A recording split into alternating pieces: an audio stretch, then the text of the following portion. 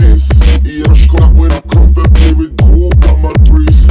Proud sham, leg out of yes, sometime. Party what you pumpy, good time, start with a very top with a dynamite muscle, yeah. By the way the gang was talking out on the floor, I knew that there was somebody of question in the store.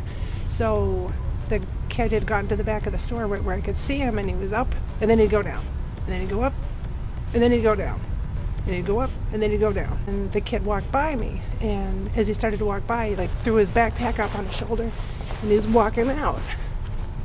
And I screamed, "Whoa, what are you doing?" I look like just somebody's mom walking around. But actually, I could hang clothes off of my belt hook here or off my sweater and be very unnoticed. I could be stuffing my coat right now. And obviously there's no sales help around here to witness. But the people that work here are trained to open it up and double check that there's nothing inside. And it prevents people from shoplifting. When you see backpacks and handbags and stuff and the people are the cashier is taking the stuffing out. To you, it may look like they're just being polite, you know, you don't have to take the trash out, blah. Actually, what they're doing is they're checking to make sure that you didn't stick something in there like the, like those Thomas the Train things that are $30 or any other little doodad. Because the best deterrent for shoplifting is customer service. Coming right up to the person, greeting them, looking them straight in the face, remarking about their outfit or something.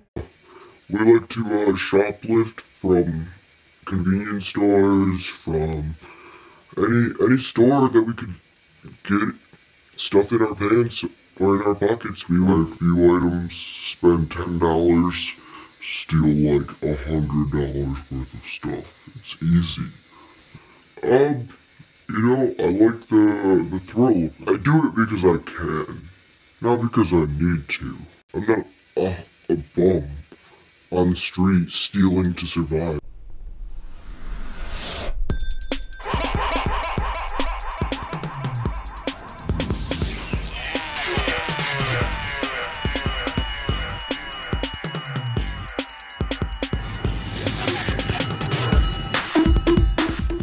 I was working one day with one of my associates, and she came up to me and she said, "This person is a shoplifter." So I went up to her and kind of watched her for a little bit. She didn't know I was watching. And then I heard some ruffling in the bag. And so I thought, I'm going to say something to her. And I just mentioned to her about, you know, "Hi, welcome to the store." And she turned around and I was telling her about the promotions that we had going on. And she said, "Oh yeah, they're really great. In fact, I wanted to buy something." And I said, "Like those red pants you have in your bag?"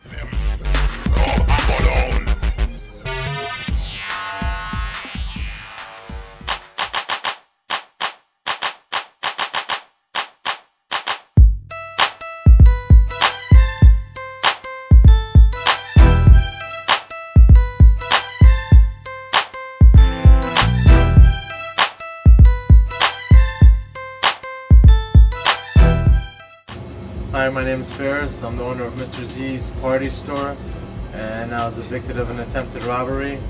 A guy came in with a knife, cut me in my wrist and knuckles, and tried to take all the money out of the register.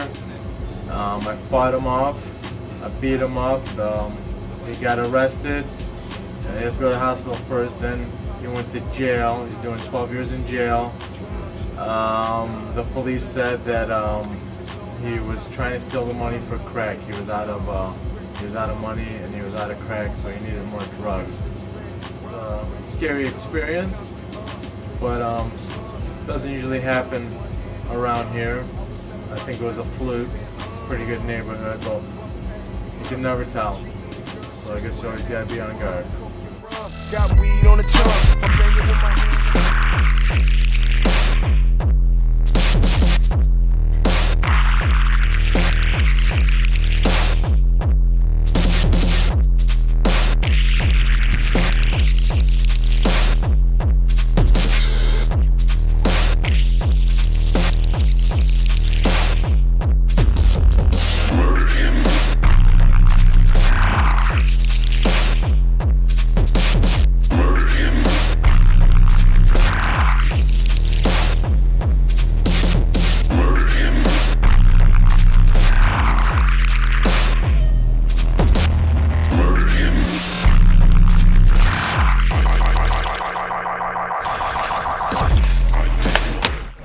come to the suburbs to steal. It is not taken from the rich and given to the poor. There are still people who have to pay for the consequences of those actions.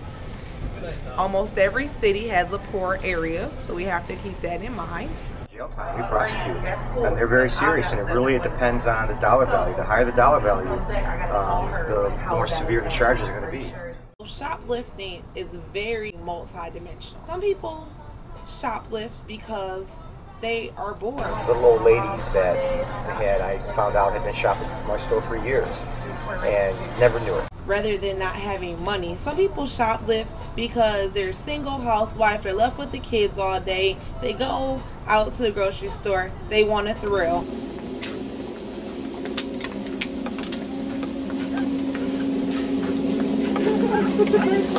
I've had a customer one time line up he had a big thick jacket, he lined up all his sleeves inside with very expensive wine. And we caught him, and that was over $800 of wine in his coat. And that's pretty serious. Throw it in your purse, walk out. Pay for $500 worth of something, still $18 worth of spices or wine. Some of the more experienced shoplifters, you can kind of tell by their behavior when they come in the store. You can tell by the way they're dressed when they come in the store.